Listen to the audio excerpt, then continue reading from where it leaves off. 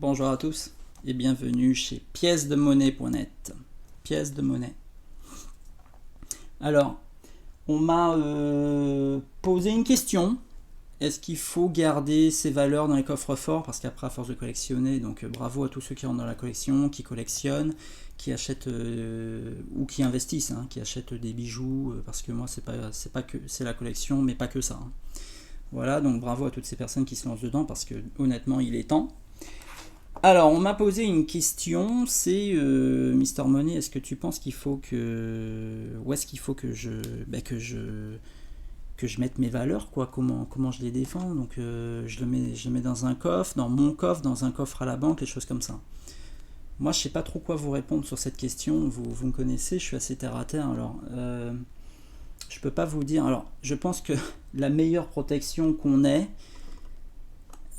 écoutez, les banques, hein, les coffres forts en location à la banque, franchement, voilà, ils louent une partie de leur coffre, ils ont tout le système de sécurité, leur protocole de sécurité, ils investissent des masses dans ces genres de coffres-là pour les particuliers ou professionnels, hein. Voilà, et puis ça tient, hein, franchement, il y a pas tant de braquage de banque que ça. Maintenant, cette question, le truc, j'ai essayé de chercher des lois européennes, des lois internationales sur les banques, les choses comme ça quand il y a des crises. J'ai pas réellement trouvé, je pense que ça doit être des choses qui sont entre les banques, enfin des accords entre l'État et les banques, les choses comme ça, voilà, donc bon, peu importe. Donc si quelqu'un a ça, franchement, qu'il le mette sous la vidéo ou bien qu'il aille sur le blog et qu'il le mette dans les commentaires, comme ça va apparaître devant tout le monde, qui donne les documents, les trucs vraiment officiels, hein, parce que honnêtement c'est une grosse galère, j'arrive pas à trouver. Ça dit oui, ça dit non, enfin c'est très, oh, c'est compliqué. Vous pouvez regarder par vous-même, c'est compliqué. Peu importe, moi en tout cas, regardez, j'ai expliqué quelque chose sur les coffres forts, sur le fait de mettre vos valeurs dans les coffres forts, ou les coffres forts et ses valeurs, bon voilà, comme vous voulez.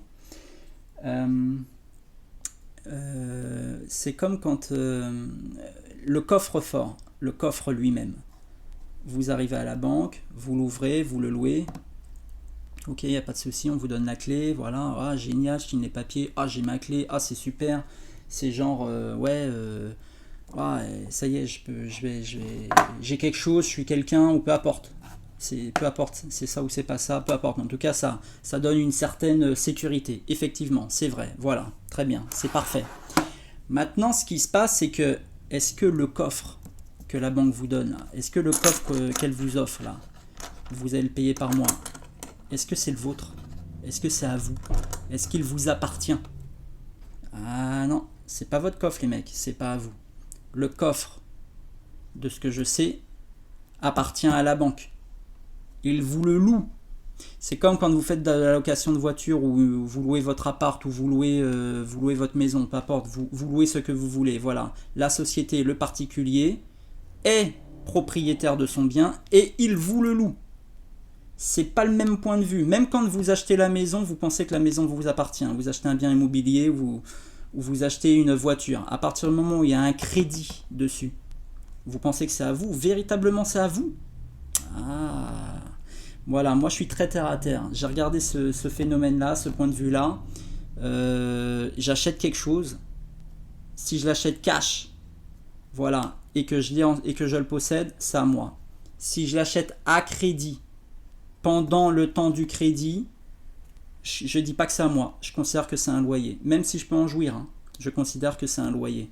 Je suis locataire de cette chose. À partir du moment où c'est acheté à crédit, même si je rembourse le crédit moi-même, hein, avec mes propres deniers, hein, moi je suis en mode, à ce moment-là, si c'est à crédit, je suis en mode, c'est bon.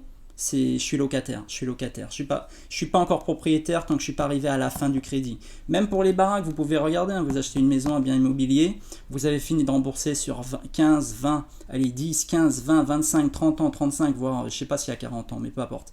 Quand vous arrivez à la fin de toutes ces années, de toutes ces dizaines d'années de remboursement, de galère ou pas de galère, ça dépend de chacun, franchement tant mieux. Ou tant pis, je sais pas, je sais pas votre chacun sa situation, je peux pas vous dire. Mais quoi qu'il en soit, quand vous arrivez à la fin, même, même en général, les banques mettent des hypothèques, hein, même quand vous arrivez à la fin de votre remboursement immobilier, l'hypothèque, alors vous avez tout remboursé, hein, l'hypothèque continue, elle continue encore quelques mois ou voire encore, je sais plus, 3 mois, 4 mois, 5 mois ou jusqu'à peut-être 1 an encore. 1 an après le... Vous remboursez plus. Ben, pendant 1 an, il y a encore l'hypothèque.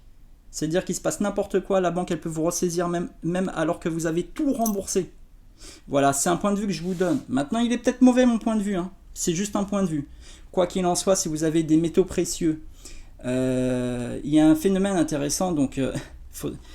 non, je peux pas faire ça, je pourrais pas faire ça, peu importe. J'avais appelé, je sais pas, peut-être qu'un jour je le ferai parce que je ferai des vidéos un peu plus dans la vie physique, pour comment dire, dans la vie, dans la vie active directement, genre, vous voyez, j'avais appelé un conseiller, j'ai appelé une banque, j'ai appelé un conseiller, j'ai dit oui, j'ouvre un coffre-fort pour mettre mes biens de valeur dedans, est-ce que je peux? Ah mais oui, mais bien sûr, Mr. Money, mais oui, vous pouvez complètement, pas de souci, on a les différentes tailles, voici les prix, on vous envoie tout. Ouais, super, génial, j'ai fait ah oui, merci, j'ai bien reçu, pas de souci, ok. J'ai dit mais après, vous-même, vous pourriez m'envoyer la valeur que vous avez dans vos propres coffres? Ah mais alors là, il n'y avait plus personne. Il a dit, mais attendez, c'est qui ce comique quoi? Vous voyez, en fait c'est ça aussi les banques, ce qui se passe, c'est que ça va dans un sens, mais ça ne va pas dans l'autre.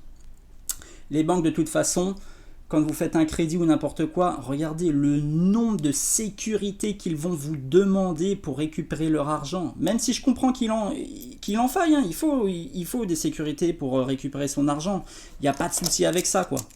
Mais c'est pour vous dire, parce que ça va quand même beaucoup plus dans un sens que dans l'autre. Bon d'accord, ils passent de l'argent, on a besoin d'elles, certainement, il n'y a pas de problème avec ça. Attention, je ne recrache pas dessus, il y a besoin. Hein. Elles servent à faire des choses. Hein. Mais pour vos propres valeurs, si ce sont vos propres valeurs, sachez que les coffres forts, si vous prenez un coffre à la banque, ben le coffre là, ben il ne vous appartient pas les mecs. C'est pas votre coffre. De ce que je sais, le coffre appartient à la banque. Donc j'ai trouvé beaucoup de points de vue sur internet. Bon, j'ai vu aussi certaines choses dans certains pays. Renseignez-vous, vous allez voir. Hein. Renseignez-vous dans certains pays, voilà. Lorsque la crise est déclarée, ça y est, les banques, elles saisissent les valeurs qu'il y a dans les coffres, hein, à votre insu, derrière votre dos. Ou alors, si c'est pas à votre insu et qu'elles sont, disons, entre guillemets, un peu plus honnêtes, elles vont vous envoyer un petit courrier, ou quand vous allez arriver dans votre salle de coffre, là, à votre coffre, ils vont vous dire, bah, écoutez, regardez, il y a une saisie sur le coffre est gelé, l'État, alors souvent, là, c'est plus les banques, hein, l'État nous a mis en consigne, ou peu importe, l'État nous demande que vous nous donniez les papiers pour justifier que ce qu'il y a dans le coffre vous appartient réellement. Allez-y, accrochez-vous pour donner ça. Accrochez-vous, accrochez-vous. Si c'est des héritages qui sont transmis de génération en génération, accrochez-vous, accrochez-vous. Bon, peu importe. Mais c'est ce qui peut se passer. Donc, en termes de sécurité, les coffres forts des banques, moi je pense que c'est pratiquement infaillible. Même si quelqu'un qui a de la volonté, il va y aller, il peut trouver son bonheur. Mais il faut vraiment avoir une volonté, un désir immuable et sûr de vouloir braquer une banque. Bon, il faut vraiment le vouloir. Hein. Mais quand les moments sont difficiles, les moments sont difficiles. Alors attention, hein. Il y en a qui peuvent trouver de bonne volonté. Hein. Bon, peu importe. Quoi qu'il en soit, voilà. Et ensuite... je sais pas trop quoi vous dire, mais voilà, c'est mon point de vue. Donc, voilà, c'est un point de vue, c'est une location de coffre. Le coffre ne vous appartient pas. Donc, écoutez, je pense que malgré voilà toutes les lois qui peuvent se passer ou tous les trucs, voilà, tout ce qu'on entend, voilà, on va rester très terre à terre. Si vous louez un coffre à la banque, le coffre, vous n'êtes pas le propriétaire du coffre. Vous n'êtes qu'un locataire. Donc, le coffre appartient à la banque. La valeur dedans est à vous. Mais vu que votre valeur est dans le coffre et que le coffre ferme, le coffre retient votre valeur et que le coffre appartient à la banque, bah c'est à la banque. Voilà. Je ne sais pas quoi vous dire. Si vous êtes propriétaire de votre voiture et que vous la mettez en location à quelqu'un d'autre, si c'est comme ça, vous êtes le propriétaire de la bagnole, donc c'est à vous. Et la personne qui vous loue la voiture est un locataire. À ce moment-là, le locataire n'est pas le propriétaire de la voiture, c'est un locataire. C'est vous le propriétaire. Donc voilà, chacun ses responsabilités. Donc les coffres forts à la banque, voici mon point de vue. Je ne peux pas vous dire prenez un coffre, prenez pas un coffre, vous faites comme vous voulez. Mais c'est sûr qu'après, si vous avez des métaux précieux, si vous avez des bijoux, que vous voulez sécuriser, bah écoutez, ouais, c'est vrai qu'il faut trouver des techniques, il faut trouver ces solutions. Peut-être qu'un jour je donnerai des cours de numismatique ou dans les métaux pour posséder des métaux précieux physiquement. Peut-être l'idée me travaille, peut-être que je donnerai des cours, des formations sur ça et on en parlera. Quoi qu'il en soit, pour les coffres forts, voilà, j'espère que ça vous donne un point de vue. Et voilà, en général, les banques, ça va dans un sens, mais pas dans l'autre. Voilà. Et les banques, voilà, elles vont vous demander de la sécurité, mais demandez-leur, en fait l'inverse, demandez-leur à elles, mais quelle est la sécurité que vous me donnez? Je sais pas, j'ai pas eu de réponse à ça. J'ai eu aucune réponse de la part des banques sur ce truc-là, et voilà. Donc j'espère que cette vidéo va vous aider. Si oui, bah, faites des commentaires. Sinon, bah, écoutez, zappez, hein, passez à autre chose, c'est pas grave, hein, c'est une vidéo parmi tant d'autres. Et voilà, donc je sais pas trop quoi vous dire. J'espère que ça répond quand même un petit peu à la question. J'espère que ça peut améliorer le point de vue. Je suis resté un petit peu neutre sur ça, mais voilà. Voilà. Maintenant, bon, allez, pour faire encore un petit clin d'œil, maintenant il y a quand même des moyens de sécuriser les maisons de plus en plus performants, de moins en moins cher, et ça devient plus ou moins une norme maintenant d'avoir des maisons sécurisées avec caméras de surveillance, avec alarme, enfin voilà, avec alarme, avec détection à distance, enfin bon, peu importe, voilà, ça devient de plus en plus une norme, donc bon, voilà, je suis un peu, voilà, je reste un petit peu comme ça, mais en tout cas pour de la location, j'espère que vraiment je réponds à la question, et voilà. Ok, allez, bon courage à tous, collectionnez, mettez vos biens en sécurité de toute façon, et n'attendez pas non plus un temps de crise ou une saisie des coffres. Enfin voilà, parce que s'il y a un moment de crise déjà je sais pas si on va, si une crise financière ou économique sera déclarée, je sais pas s'il y aura je pense pas qu'il y aura les grandes sirènes qui vont alerter tout le monde, oui, crise économique, attention, il n'y a plus rien. Je pense pas que ça va se passer comme ça. Après, il y aura peut-être ou il y aura peut-être pas. Donc voilà. Quoi qu'il en soit, posséder des métaux précieux, des choses comme ça, je pense que c'est la meilleure chose à faire. Allez, à bientôt.